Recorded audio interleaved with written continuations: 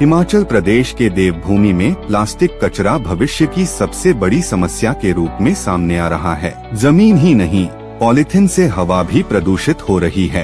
प्रदूषण के कारकों में प्लास्टिक कचरा प्रमुख वजह के रूप में सामने आया है। हर दिन निकलने वाले कूड़े में 10 से 15% तक पॉलीथिन भी शामिल है। कई क्षेत्रों में कूड़े का पहाड़ जमा है, जो भूमिगत जल स्तर को प्रभावित करने के साथ ही भूमि को भी बंजर बना रहा है।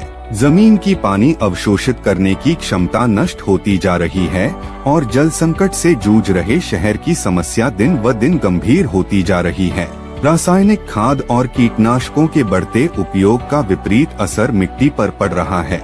इसकी उर्वरता शक्ति तो घट ही रही है, साथ ही उपयोगी कीटों की मृत्यु हो रही है और भूजल भी दूषित हो रहा है। इसका खतरा पारिस्थितिकी तंत्र पर पड़ रहा है। स्वास्थ्य संगठन के अनुसार दुनिया में करीब 5 लाख लोगों को हर साल कृषि में रसायनों के इस्तेमाल से हानि होती है।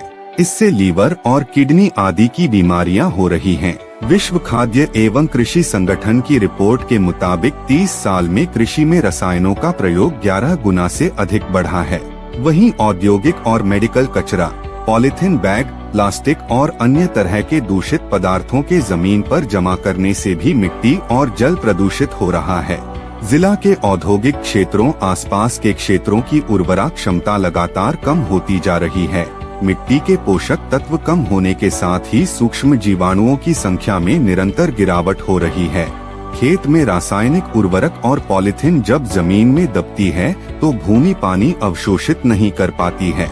इससे भूमिगत जल स्तर कम होता चला जाता है। जमीन की हवा सोखने की शक्ति भी समाप्त हो जाती है। लाभप्रद बैक्टीरिया मर जाते हैं, जो बचते हैं उनकी क्षमता कम हो जाती है।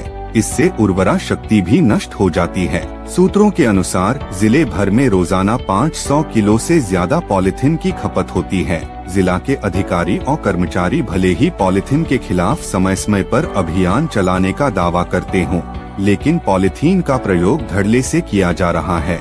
पॉलीथीन खतरनाक गैसें जैसे बेंजीन, विनाइल और इथेनॉल ऑक्साइड का उत्सर्जन कर हवा को विषाक्त बनाती है। पॉलीथीन गंदगी का भी प्रमुख कारण है। इससे सीवरेज सिस्टम भी प्रभावित हो रहा है। पॉलीथीन से नालियां चौक हो रही हैं, जिससे गंदा पानी सड़कों पर बहता रहता है।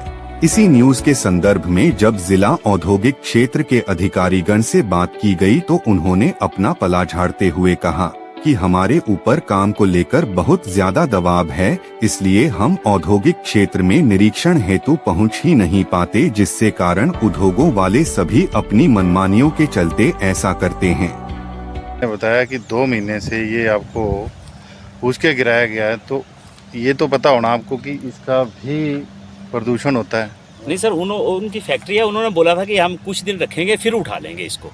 फैक्ट्री में जगह नहीं है, तो मैं अभी जाता हूँ, मैं उनको बोलता हूँ कि इसको उठाएं। नहीं, वैसे इंडस्ट्री एक्शन लेना चाहिए। ओपन में ऐसे गिराया है सर, ये तो आप भी कहीं ना कहीं उन्हें सपोर्ट कर रहे हैं। नहीं सर, हम नहीं सपोर्ट करते, हम तो केवल हम उनको सपोर्ट नहीं करते। वो केवल हमारे पास आए थे कि हमारी फैक्ट्री में जगह नहीं है, आपकी ज़मीन खाली पड़ी है, प्लीज़ हमको 2-4 दिन 10 दिन के लिए हम मटीरियल रखने दीजिए। तो जिस तरह आप बता रहे हैं कि 10 दिन तो चलो आपने छूट दे दी चाहिए कहीं ना कहीं, लेकिन उसके बाद 2-3 महीने अब ये सड़ रहा है, गल रहा है और इस तरह से प्रदूषण फैल रहा है। इसका जिम्मेदार कौन है? फैक्ट्री वाले या आप हैं? सर, फैक्ट्री वाले जिम्मेदार होंगे, हमारा तो इसमें कुछ नहीं लेना देना।